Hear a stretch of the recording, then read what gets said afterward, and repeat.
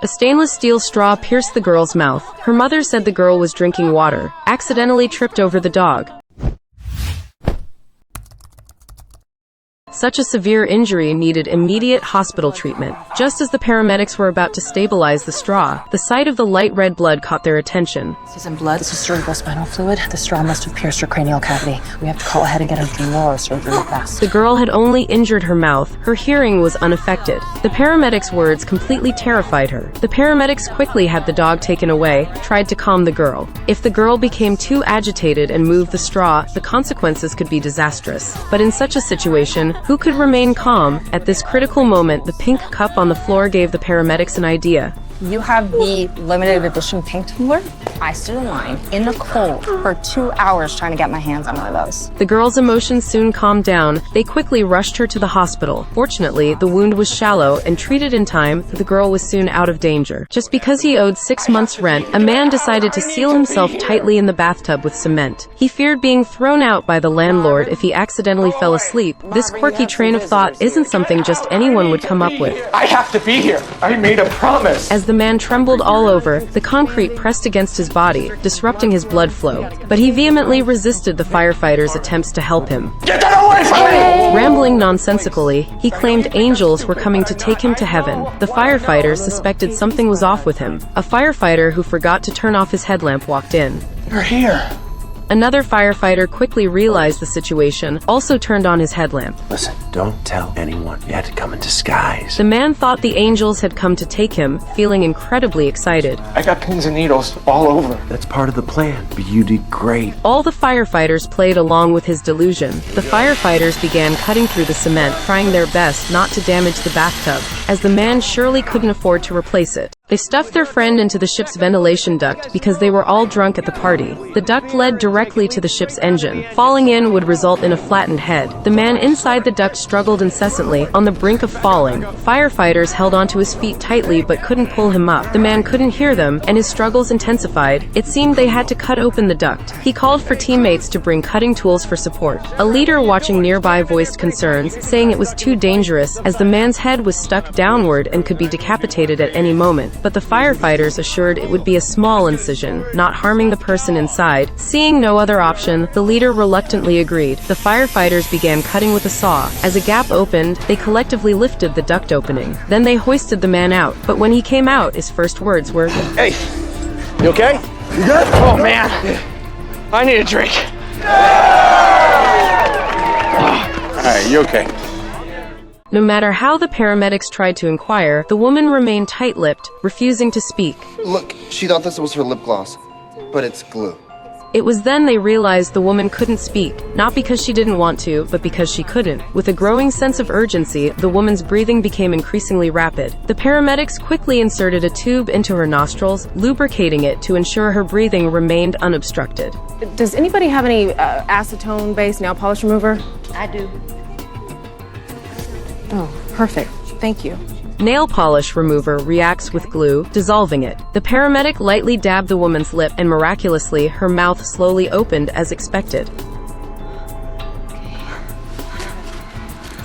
A man went for a haircut and ended up losing an entire ear. As the paramedics entered the shop, the man, holding a towel to his face, was furiously yelling at the barber. The paramedics took the towel away and saw a large wound where the man's ear should have been, with the ear lying on the floor. The barber stood nearby, stunned, probably thinking about how much compensation he'd have to pay. The paramedics asked him to get a plastic bag filled with ice. You can take that man's ear and fix it back on his head. We are gonna give it a fighting chance. The store manager sighed in relief, fearing the compensation might leave them penniless. The paramedics bandaged the man, who kept screaming in pain. The barber returned with a bag of ice, but hesitated when he saw the ear on the floor. A paramedic quickly grabbed the ice, picked up the ear, and placed it in the bag, all while the barber looked on in horror. She then asked the man if he could walk on his own. Can you walk? Yeah, I can walk. He hasn't cut my legs off, at least not yet. The barber felt both embarrassed and scared. Unexpectedly, as the paramedics and the injured man were about to leave, Who's next?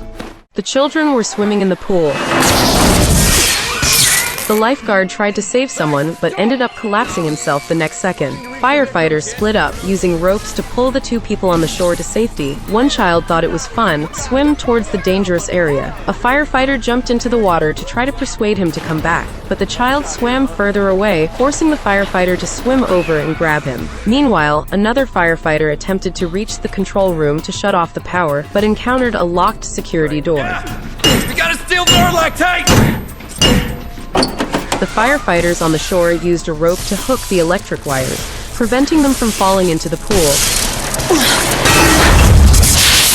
The firefighters swam as fast as they could towards the shore with the child, but their firefighting suits were quite heavy in the water. At the critical moment, the firefighter managed to open the security door and quickly shut off the power. The nearly roasted firefighters were grateful to be alive. A woman was impaled by a forklift and was screaming in agony. The supermarket manager tried to explain the situation. This is not my operator's fault. She must have gone around the barricade. This was not the time to discuss liability. The paramedics found that the injury was dangerously close to her spine. I know that's a serious piece of metal, but is there any way for us to leave it in place? If we remove it on site, I doubt she'll survive the hemorrhaging. The captain called for a power saw. As the firefighters prepared to cut, they realized that the forklift driver, in a state of panic, had inadvertently raised the forks. If they cut the forks without adjustment, the woman would surely die. However, the manager objected to making adjustments, citing safety regulations. The captain, not in the mood to argue, called over a firefighter skilled with forklifts to make the necessary adjustments. Once the forks were properly positioned, they proceeded with the cutting. After cutting through the forks, the injured woman was carefully lifted onto a stretcher. A serious car accident sent a car flying up to the second floor. Firefighters were baffled how the hell the car got up there. Luckily, it was during the holidays. The office was empty. Since it was the car's first flight, it hovered at a precarious angle, ready to drop at any moment. Firefighters quickly secured the car with ropes, anchoring one end temporarily to the door frame. Then they climbed up the ladder to rescue the driver. However, the driver's foot was jammed firmly on the accelerator. Firefighters had to take the risk of entering the car, but the door frame began to deform. We're falling! Okay. The captain immediately jumped onto the car hood, using his weight to maintain balance. Others swiftly reinforced with ropes, trying to stabilize the car. Finally, the man was quickly transferred to the ladder outside the vehicle, but the balance was disrupted. The firefighters inside quickly evacuated the vehicle.